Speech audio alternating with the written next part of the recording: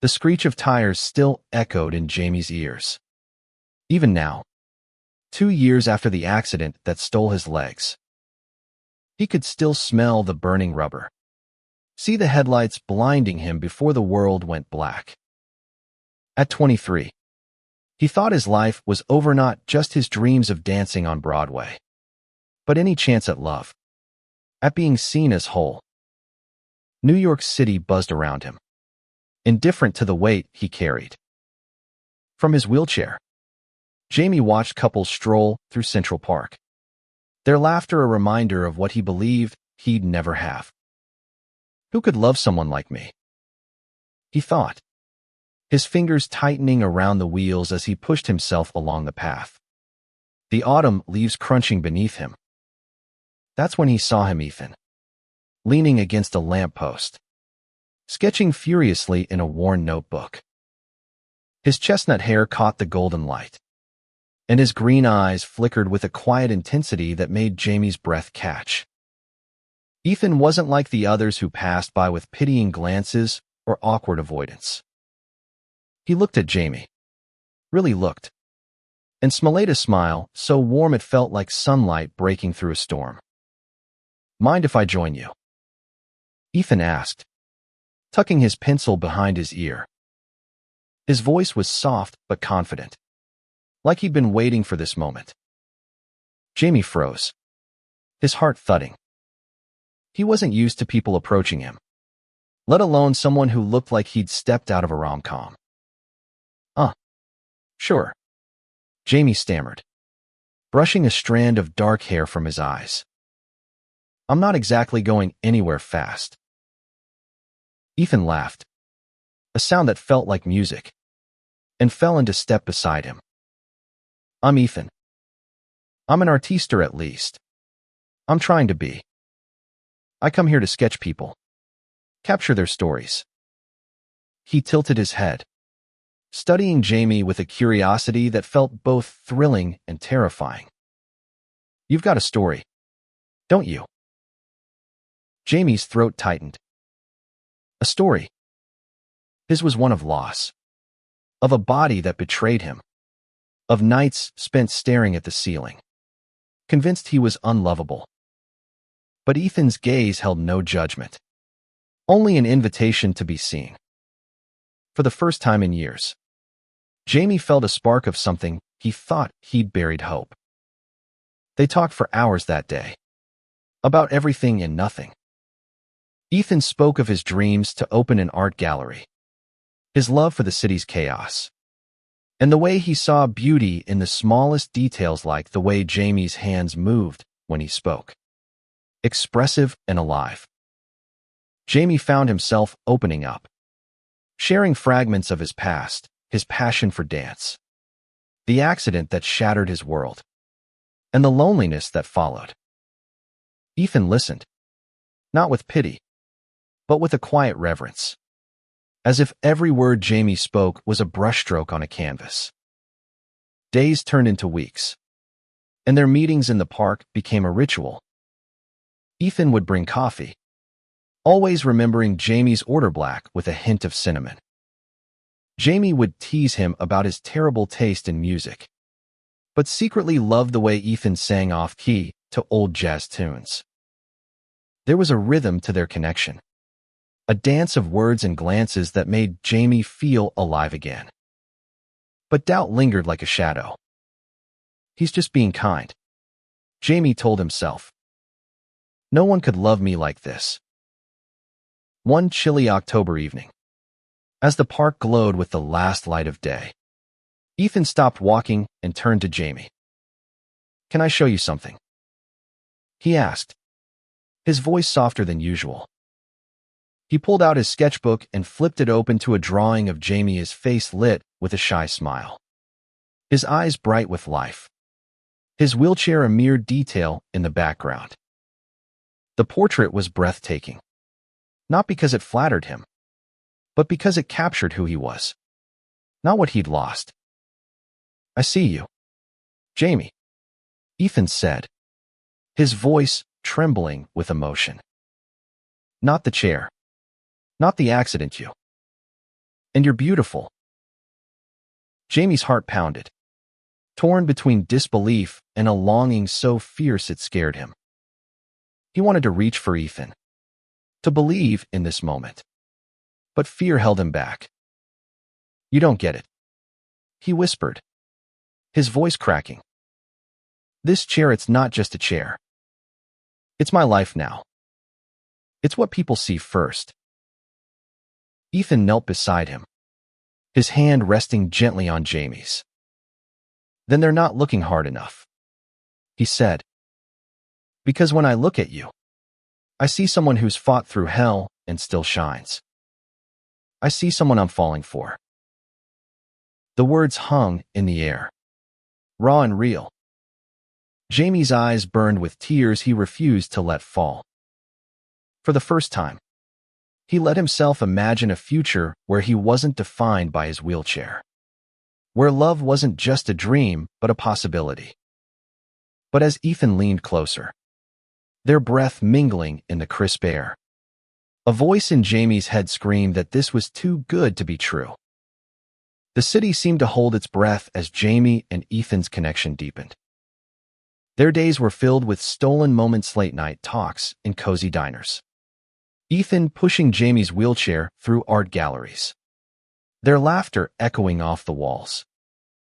Jamie felt like he was rediscovering himself, piece by piece, through Ethan's eyes. But the weight of his insecurities never fully lifted. Every touch, every lingering glance, came with a whisper of doubt. What if he wakes up one day and sees me for what I really am? One night, at a small gallery opening Ethan had invited him to, Jamie felt the familiar sting of being out of place. The room buzzed with artists and critics, their voices loud and confident. Jamie maneuvered through the crowd, hyper-aware of the glances that lingered too long on his wheelchair. Ethan was across the room, charming a group of investors, his sketches on display like fragments of his soul. Jamie watched him, a mix of pride and unease swirling in his chest. Ethan was vibrant, alive, untethered, everything Jamie feared he could never be. Hey, you okay? Ethan appeared beside him, his hand brushing Jamie's shoulder. His eyes, always so perceptive, caught the tension in Jamie's face. Yeah, it's a lot, Jamie said, forcing a smile. All these people, this world, it's yours, not mine. Ethan's brow furrowed. What do you mean? Not yours. You're here with me. That makes it ours. Jamie shook his head, his voice low. You don't get it, Ethan. You're out there shining. And I'm just the guy in the chair. People look at me and see a burden. I don't want you to end up feeling that way too. The words cut deeper than he'd intended, and Ethan's face fell. For a moment, Jamie thought he'd pushed him away for good. But Ethan didn't retreat. Instead, he took Jamie's hand, his grip firm and unwavering. You're not a burden, he said, his voice fierce with conviction. You're the strongest person I know. And if anyone can't see that, they don't deserve to be in your orbit. The intensity in Ethan's voice cracked something open in Jamie. He wanted to believe him, to let go of the fear that had held him captive since the accident. But before he could respond, a voice interrupted, a sharp, mocking laugh from a man nearby, his eyes fixed on Jamie's wheelchair. Nice art, Ethan, the man said, his tone dripping with condescension. But you're wasting your time with him. You could do better than a charity case. The room seemed to tilt. Jamie's face burned, shame and anger twisting in his gut. He wanted to disappear, to wheel himself out and never look back. But Ethan stepped forward, his jaw tight, his eyes blazing. You don't know a damn thing about him, he snapped. Or about me. Get out. The man scoffed, but backed off. The crowd parting as Ethan turned back to Jamie. I'm so sorry, he said, his voice softening. That guy's an idiot. You don't deserve that. Jamie's hands trembled as he gripped the wheels of his chair. Maybe he's right, he whispered. Maybe you could do better. Ethan knelt in front of him, his hands cupping Jamie's face. There is no better, he said, his voice breaking. There's only you. The kiss that followed was tentative at first, then desperate. A collision of fear and longing that left Jamie breathless. The gallery faded away, the whispers of the crowd drowned out by the pounding of his heart. For the first time, Jamie let himself believe that he was enough not despite his wheelchair, but because of who he was. But the world wasn't done testing them. A week later, Jamie's worst fears came crashing down. He'd been invited to meet Ethan's family, a step that felt both exhilarating and terrifying. Ethan's parents lived in a sprawling house in upstate New York, a place that screamed old money and older prejudices. Jamie felt out of place the moment they arrived. The grand staircase in the foyer a stark reminder of his limitations. Ethan's mother, Diane, greeted them with a tight smile, her eyes flickering to Jamie's wheelchair before settling on her son.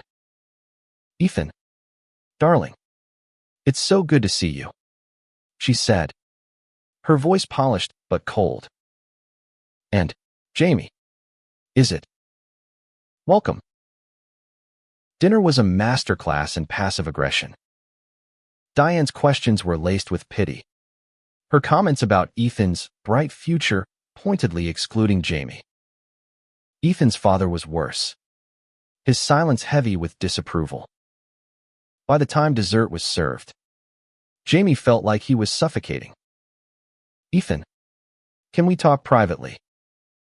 Diane said as they cleared the table. Jamie excused himself, wheeling onto the patio to escape the tension. But the walls were thin, and Diane's voice carried through the open window. He's a sweet boy, Ethan, but be realistic, she said. You're young, talented, with your whole life ahead of you. Do you really want to tie yourself to someone who can't keep up? Jamie's heart sank, the words echoing every doubt he'd ever had. He didn't wait to hear Ethan's response. He wheeled himself down the driveway, the cold night air biting at his skin. He didn't stop until he reached the train station, his mind racing with one thought: I can't let him sacrifice his life for me. The train ride back to the city was a blur of tears and self-doubt.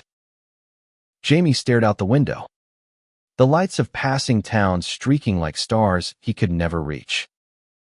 He'd left a note for Ethan, scribbled on a napkin, I'm sorry. You deserve more. He thought it was the right thing, the selfless thing. But every mile away from Ethan felt like a piece of his heart being carved out. Back in his small apartment, Jamie tried to return to his old routine work. Therapy, the endless cycle of surviving. But Ethan was everywhere, in the coffee shop they used to visit, in the park where they'd met, in the quiet moments when Jamie's mind wandered to the memory of his touch. He wanted to call, to apologize, but fear stopped him. What if he's better off without me? 2 weeks later, Ethan showed up at Jamie's door, his face a mix of determination and heartbreak. You don't get to decide what I deserve, he said, stepping inside without waiting for an invitation. You don't get to run away and leave me with a damn napkin. Jamie's voice shook. I heard your mom, Ethan. She's right. You shouldn't have to deal with my baggage. My limitations. Stop. Ethan interrupted, his voice firm but gentle. My mom doesn't get to decide who I love. And neither do you. I choose you. Jamie. Every day. Every moment. I choose you. Tears spilled down Jamie's cheeks as Ethan knelt beside him, just like he had in the park all those months ago. I'm scared, Jamie admitted, his voice barely a whisper. Scared that one day you'll wake up and regret this. Ethan took his hand, his eyes steady and sure. Then let me prove you wrong, he said. Let me love you until you believe it. It wasn't a fairy tale ending, not in the traditional sense. There were still hard days moments when Jamie's insecurities flared, when the world's judgment stung, when Ethan's family remained distant. But they faced it together. Ethan moved in, their small apartment filled with sketches and laughter and the quiet strength of two people building a life against the odds. One spring evening, they returned to Central Park, to the spot where they'd first met. Ethan had planned a surprise, a small exhibit of his art, displayed on easels along the path. Each piece was a moment from their story, their first coffee, their kiss in the gallery, Jamie's smile in the golden light. At the end of the path was a blank canvas, a brush resting beside it. What's this? Jamie asked, his voice thick with emotion. Ethan grinned, handing him the brush. It's our future, he said. We get to paint it together. Jamie took the brush, his hand trembling but steady in Ethan's grasp. For the first time, he didn't feel defined by his wheelchair or his past. He felt seen, loved, and whole, not because Ethan fixed him, but because Ethan helped him see the beauty he'd always carried inside. As they painted, the park around them hummed with life, children laughing, couples walking hand in hand, the city pulsing with possibility. Jamie realized that love wasn't about being perfect or whole in someone else's eyes. It was about finding someone who saw your scars, your fears, your everything, and chose to stay. Their canvas was messy, vibrant, and unfinished, just like their story. But it was theirs, and it was beautiful.